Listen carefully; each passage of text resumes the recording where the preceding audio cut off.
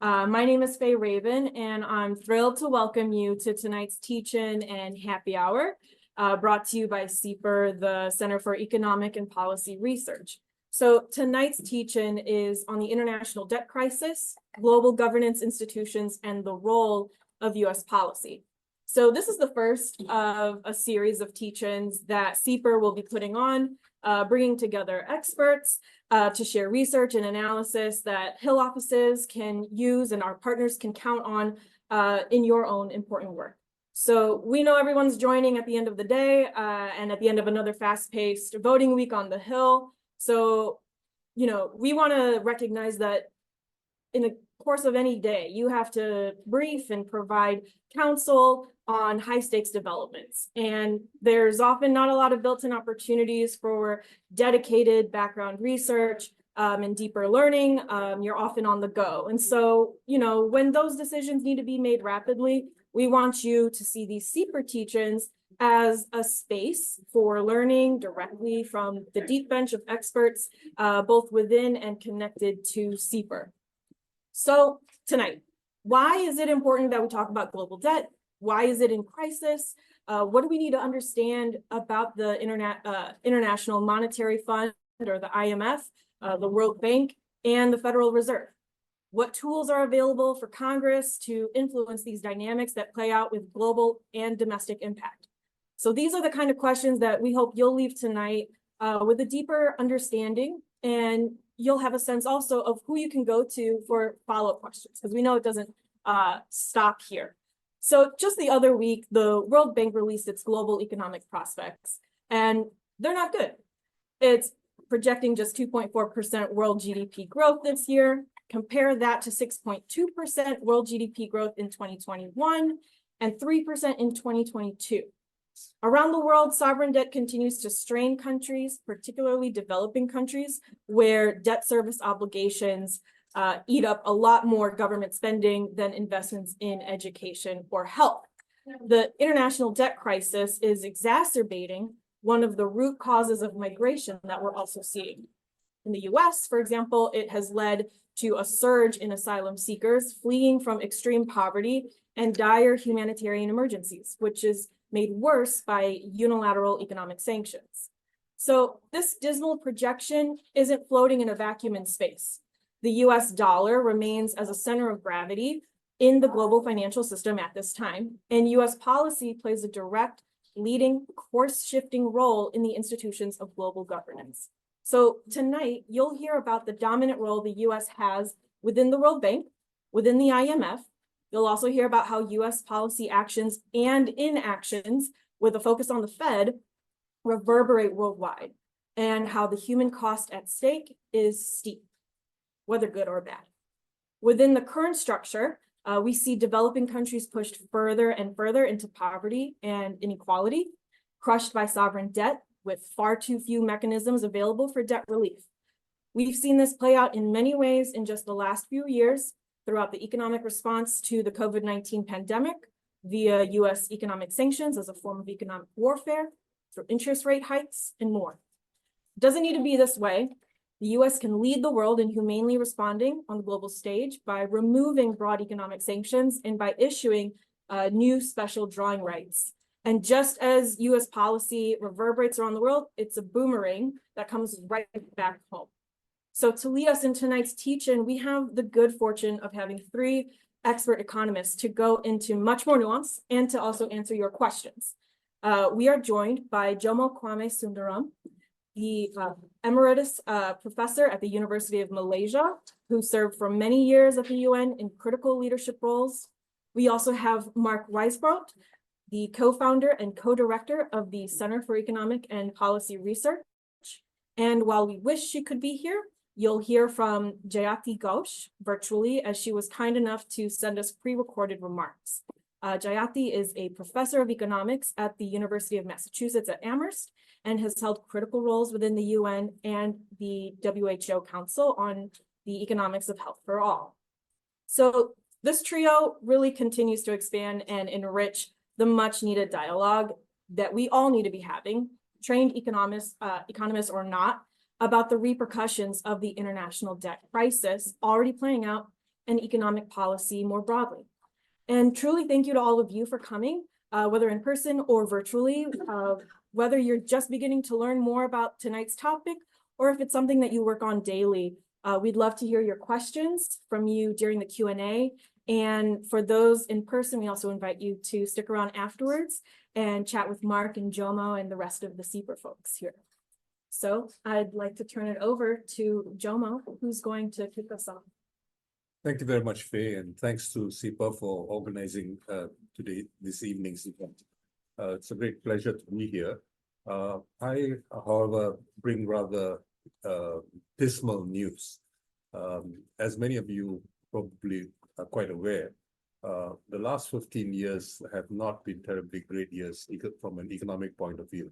We've had essentially a rather protracted stagnation at the world level, although some parts of the world economy have done better than others during this period. It's important for us to recognize that this period begins with the global financial crisis in 2008, and following that, what is sometimes termed the Great Recession. This was followed by a period when the US Fed and the European central banks basically orchestrated what might be termed as unconventional monetary policies, sometimes highlighted by one particular policy referred to as quantitative easing. Many of you might not quite remember that, but that was the rage for about a decade. And during this period, we saw very little growth of the real economy, but much more financialization. And this involved a great deal more debt, except that the nature of the debt also changed very significantly. It was no longer borrowing from banks as 4 decades ago, before the 1980s, but rather this time it involved much more market-based debt. And this has been extremely important in terms of the greater understanding, the better understanding of this is crucial for us to understand the nature of the debt problem today. I think it's also important for us to recognize that as a consequence of this situation, we have seen a period of greater, what is termed fiscal austerity. Governments have basically been discouraged from spending, and they have previously been discouraged from taxing. As a consequence of less taxes, you have less money to spend, and also, so the only way you can spend is, especially in a downturn, is by borrowing. And this seemed to be very attractive during this period of quantitative easing, because you could borrow quite relatively cheaply. But this has now come back to haunt economies especially in the last couple of years, as interest rates have turned, they have become much more expensive, and so on. Now, much of this, of course, was led by the US Federal Reserve, especially from the second quarter of 2022. And we have seen how all this has meant less government spending in many parts of the world. Now, interest rates, as I mentioned, have gone up, as you all know, have gone up very significantly. And this has basically, it's very unlikely it's going to help very much. The main reason for this, of course, is raising interest rates results in what economists call dampening demand. Demand for government spending, demand for private spending, whether it's for investments or for consumption.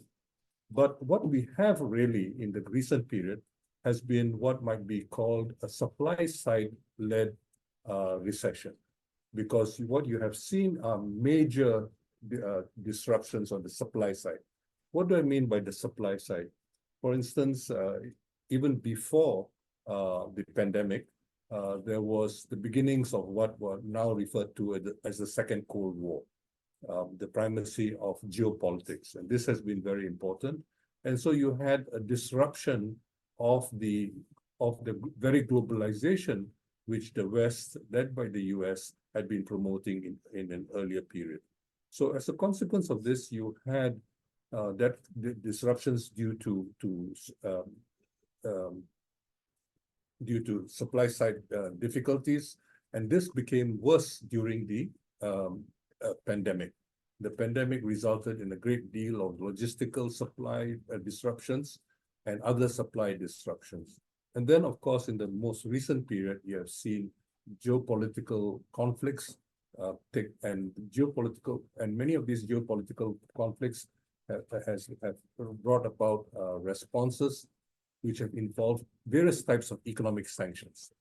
These economic sanctions, of course, began before the recent recent geopolitical conflicts.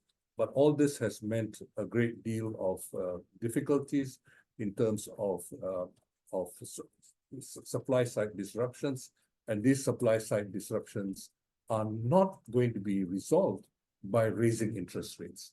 Raising interest rates will not. It's a demand side. It will only affect things on the demand side. It's not going to help things on the supply side. So we have an inappropriate policy, which is not going to help, but rather it will have the converse effect of worsening things. Now, all this, of course, has meant that we have a situation where we have inappropriate policies, and these inappropriate policies have basically meant that there's less spending. Less spending has meant what economists call demand. Less demand means less jobs and less incomes.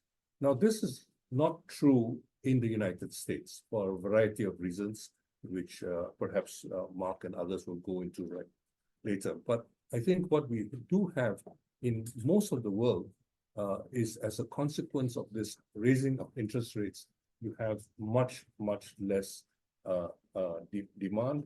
You have less jobs, higher unemployment, less incomes, and so on and so forth. So the whole situation has resulted in a situation which is causing a lot of people in the world outside of the United States, to believe that this is a conspiracy on the part of the US. Of course, we know that the US Fed is quite independent in some ways from the US government, from the White House, and so on. But nonetheless, this is the perception, because for the rest of the world, they don't see this different arms of the US government operating independently. They see them as acting in a fairly concerted way. The next thing to consider, of course, is that in the developing world, developing countries have much more constraints on what they can do. They are not able to do very much on their own for a variety of reasons. Generally, they are heavily indebted, and being heavily indebted, they are less likely to act independently.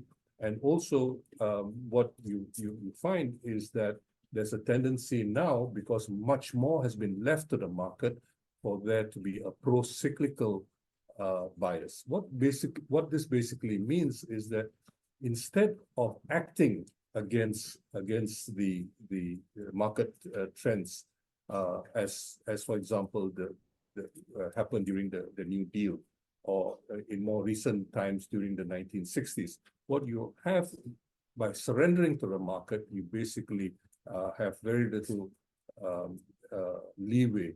And the consequence of all this is very considerable, especially for smaller developing countries. And the result is that they have become very vulnerable, and they are subjected to the larger trends of slowing economy. Now, this is important for us to recognize, because what has happened is that during the period of quantitative easing, there was a great deal more debt which was taken on. Much more money was available because interest rates were low in the developed countries, in the Western countries. Much more money became available to developing countries. So developing countries felt that since the rich countries were not lending to them, or not providing concessional finance to them, they borrowed much more heavily in the market. Now that has come back in myriad ways. For the poorest developing countries, there's hardly any money coming in through the markets. In fact, there has been a flight of capital in the last 2 years away from developing countries. For the so-called middle-income countries, they are now subjected to much higher interest rates, and they suffer greatly as a consequence. In other words, what we have now is what I guess a Hollywood imagery would be that of the perfect storm, where you basically have things coming together in a rather bad way. Add to that the geopolitical situation, which has put a lot of pressure on developing countries to try to spend much more on military and other considerations. So I think what we have as a consequence of this is that the poorest countries are probably the most vulnerable. And I've tried to argue that this vulnerability has meant that the poorest countries have become poorer. But in addition, I think it's important to recognize that developing the poorer countries also have very few options. From about 7 or 8 years ago, you find that for example, there was a lot of fear generated about borrowing from China. China offered very low interest rates compared to other sources of lending, except perhaps for Japan. But as a consequence of these fears which were generated, China's lending to developing countries went down. So, and particularly to sub-Saharan Africa, it has fallen since roughly around 2016. The poorer countries also have borrowed much more, as I mentioned earlier, until recently from private sources. And private sources are, it's very difficult in the case of a severe debt crunch. It's very difficult to deal with a myriad of different creditors. And that's basically what happens when you are dependent on markets rather than on intergovernmental arrangements. A third problem, of course, is that you have much more private market funding. And again, dealing with governments does not help you because private funders, private financiers are not going to take their instructions from governments. A fourth issue, I think, for us to remember is that as a consequence of all this, what we find is that the poverty in the poorest countries has not declined for almost a decade now. And this is very, very serious. And if you look at the figures, for example, of food insecurity, which is a polite way of saying hunger, the food insecurity numbers have not improved for a decade, So you have food insecurity becoming worse,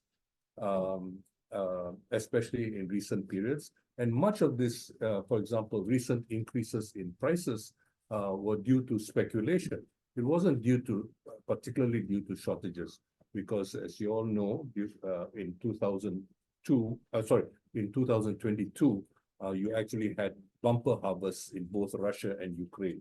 So it was the increased prices, which happened over a period of less than half a year, were mainly due to speculation by those involved in the food supply chain, rather than due to food shortages per se.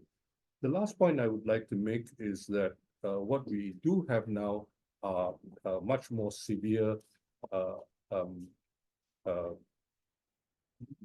debt service costs for the variety of factors which I referred to earlier, which are much beyond not only developing countries' ability to resolve, but also even the rich countries are unable to help to control this situation because it involves the private sector in important ways.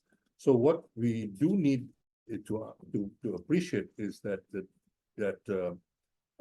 distress, the likelihood of debt distress has grown tremendously in the recent period, and it continues to increase together with the high cost of debt. And as we have seen, for example, in many countries, but most spectacularly in the case of Argentina, but also in other countries as well, Sri Lanka and Zambia and so on, it is extremely difficult to negotiate in a situation where you're already in a situation of distress. And there are no incentives for you to admit that you're having problems. So you wait until the last possible moment before you have the problem. So we are likely to see a whole range of problems which are going to continue to increase, especially because although the US Fed has promised to reduce interest rates have not gone down. Money is not flowing back to developing countries, and the European Central Bank has promised to continue to raise interest rates, and this probably will compound the gravity of the situation. So let me stop here, but I'm sorry to bring you rather grim tidings, but I think we have to try to anticipate the difficult situation in which we live before things get far worse. Thank you. Thank you so much, Jomo. And I think we can all appreciate the context that you've really laid out for all of us, and the magnitude and the depth and urgency of the outlook that we are facing. So we're going to hear some pre-recorded remarks from Jayati Ghosh in just a moment here. Thank you very much for this opportunity to speak to all of you on what I believe is a really important and central question of our times. I'm going to actually share a screen because we have very little time, and I think it might make more sense for me to actually introduce the topic to you. So first of all, let me just describe the ongoing debt crisis. I think Jomo has already presented it to you very graphically. Also the involvement of the rich countries in this distress. But at the moment, about 60% of low-income countries are either already in debt distress or at high risk of it.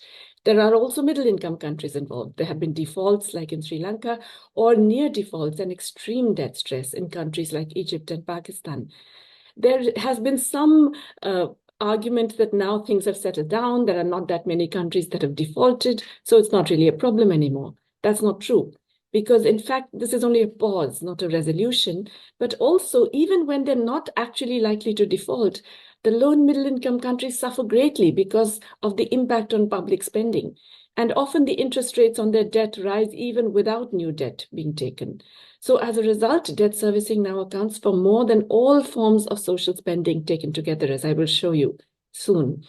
The other problem now is that a lot of the new debt that is taken on is just to repay existing debt, what is called Ponzi borrowing.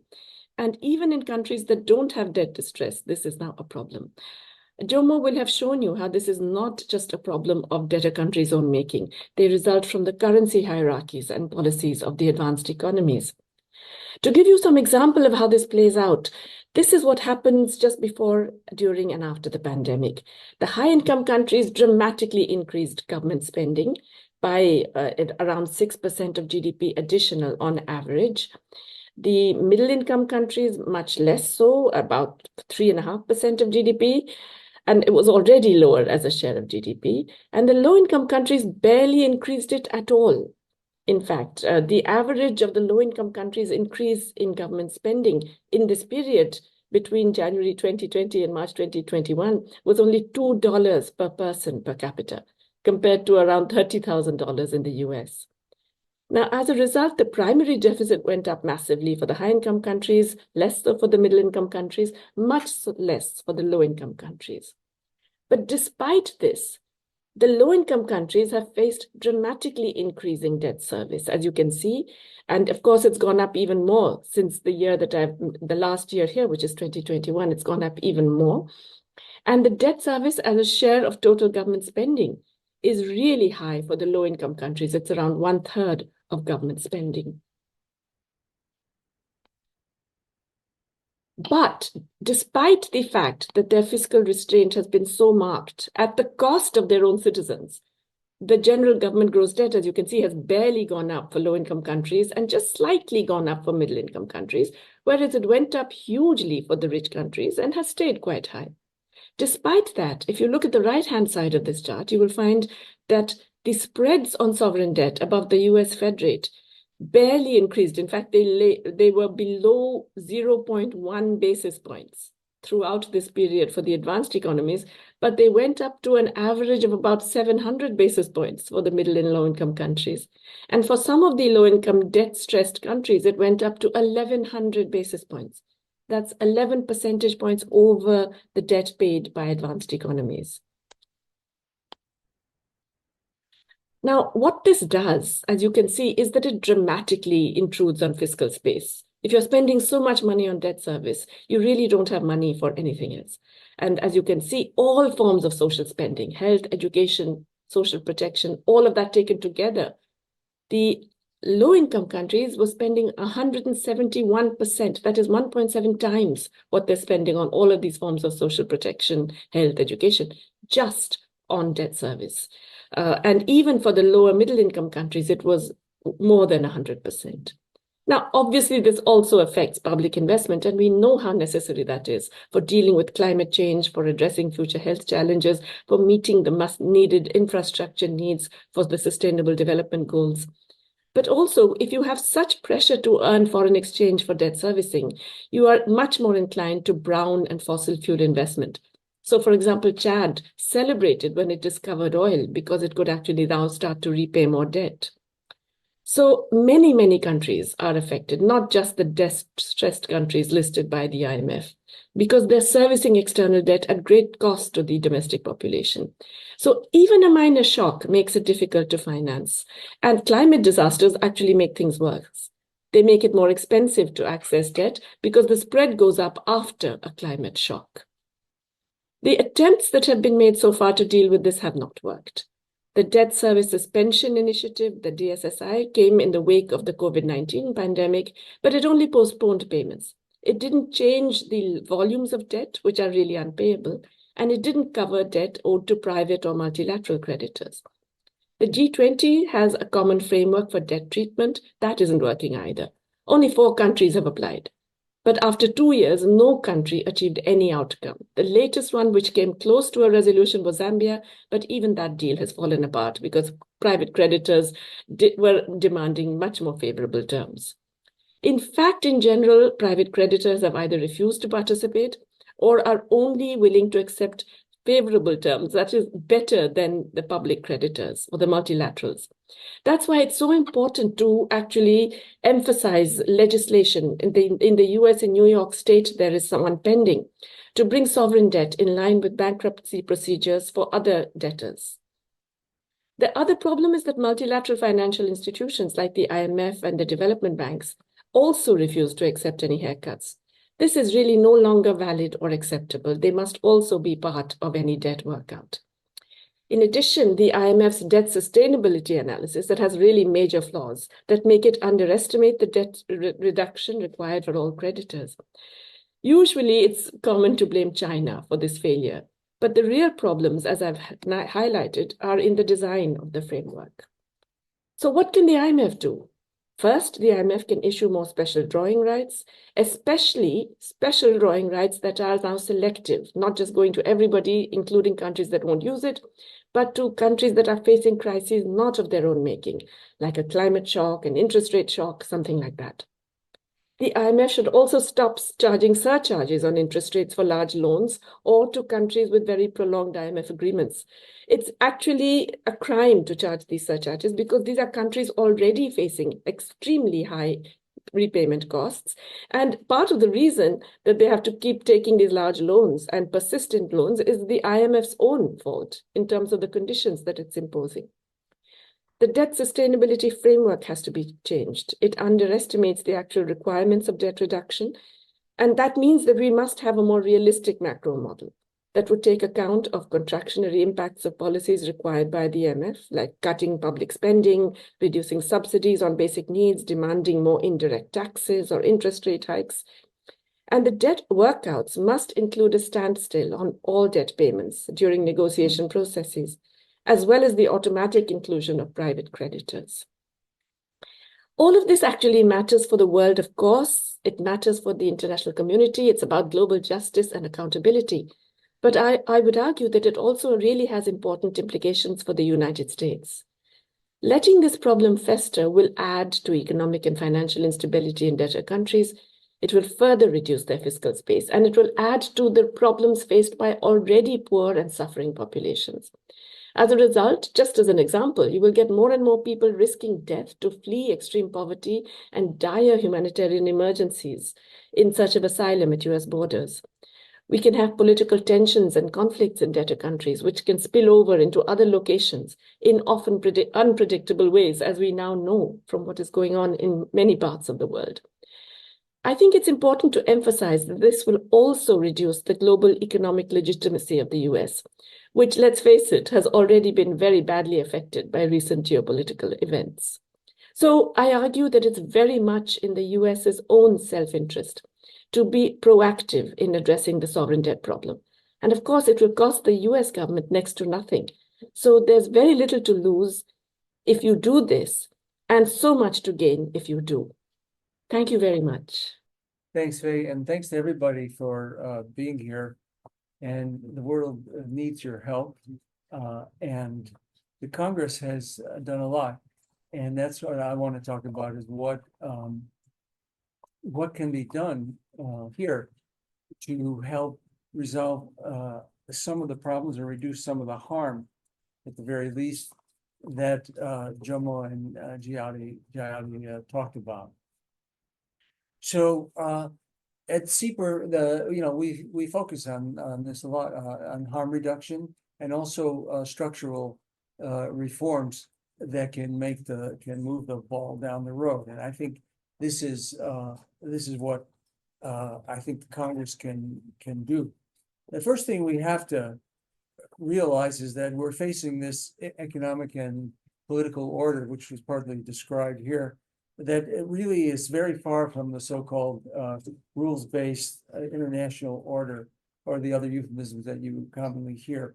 It's really controlled overwhelmingly by the governments of the high-income countries, that is the multilateral institutions, the so-called institutions of global governance, and it's all led by the US government. And so on many of the most important economic and political issues, including some life and death issues, as we'll see, there's an alliance of high-income countries, and it's really against most of the world. I mean, you can see it. Here's an example. The head of the IMF, Kristalina Georgieva, she made a speech back in March of 2020, and she said that the developing country governments, with the pandemic developing, the world economy getting hit by it, they needed more international foreign exchange reserves. And so she said they were short about 2.5 trillion and maybe more than that. And she proposed a new issuance of the IMF's reserve asset, which is called special drawing rights, and I'll explain that in a little bit, to member countries. And then the Treasury Secretary, which was then Stephen Mnuchin, he said no, and that was the end of discussion at the IMF, despite the fact that almost everybody else of the 190 countries wanted this to happen. And so this is really important for people to understand. Everybody, all the journals I know this, but they almost never write about it, as though it doesn't mean it's still supposed to be a multilateral organization, right? And here's Treasury with a veto. They have a formal veto, because of their quota share in the voting. They have a formal veto for any decision that requires 85%, because they got more than 15. But it's much more than that, because they have this alliance with the other high-income countries, and they all stick together. And I tell you, I've been working on this for 25 years, and there's only been a literal handful, like this hand, okay, is all the times that Treasury has gone, wanted something at the IMF and not gotten what they wanted. On the positive side, there's 3 of those things, which is most of them, happened just in the last couple of years. So that's a sign of hope, because you'll see how important those were. So this time was one of them, and we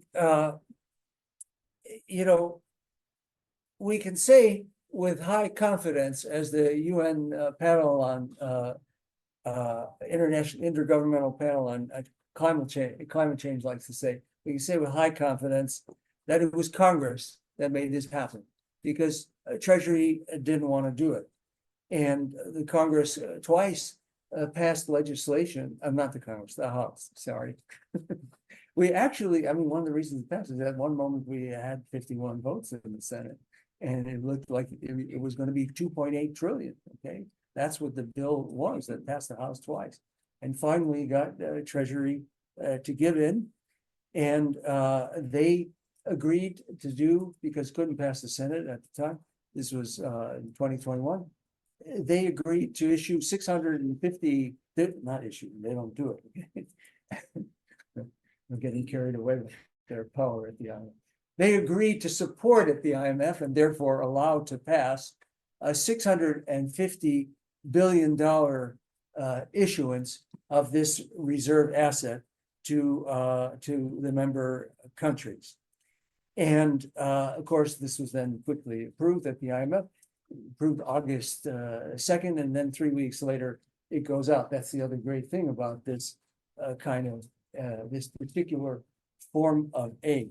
So I want to first thank all the members of Congress and their offices who might watch this on the web too, you know, who helped with this, because, and I have to emphasize it because this is kind of an esoteric thing, right? Most of the world's never heard of this thing. I'm going to explain it more, but this is the biggest aid, the largest aid that the developing world has gotten from the high-income countries, a decision of high-income countries, I should say, because it doesn't cost them anything. It's the biggest in decades, maybe 50 years. You can look back and you won't find, I couldn't find anything that big. And we'll see, that's just the 209 billion that goes to the developing countries, not including China, because China can't actually use them. They have too many reserves, and they have a lot of reserves already. And so it's really, so that's why I take that number. So that is really, really huge. And it needs, and by the way, I think this is really important. I think it saved at least 100,000 lives in the world, and maybe more, because, and that you can look at the research, and we've linked to it in our publications, on the relation between recessions and death rates in developing countries. And so that's assuming that this addition to reserves actually did help prevent crises, balance of payments problems, and also the countries used it as well. They used billions of dollars of these reserves because they can convert it to hard currency, and so they used it to buy essential items, including medicine and food. And so it was really a huge thing in the world. And so, and we need the IMF to issue another issuance, and there is support for it, of course, again, the same support in the House and Senate, and